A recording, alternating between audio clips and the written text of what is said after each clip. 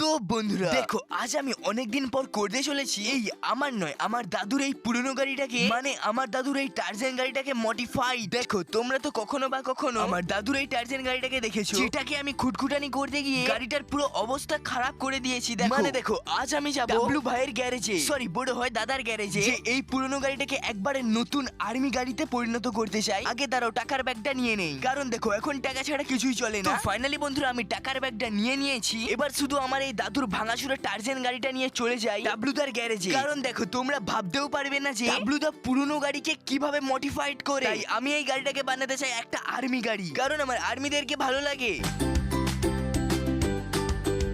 Finally বন্ধুরা, আমি পৌঁছে গিয়েছি টাবলুদার গ্যারেজে। ও ভাই, কত ভাঙাচুরা গাড়ি পড়ে আছে, কিন্তু এটা কি? বাট এখানে টাবলুদা কোথায়? আরে ভাই রাহুল, অনেকদিন পর। কি ব্যাপার হঠাৎ আমার গ্যারেজে? বলছি টাবলুদা, তোমাকে এই গাড়িটাকে নতুন থেকে মানে পুরনো থেকে নতুন করতে হবে। কোনো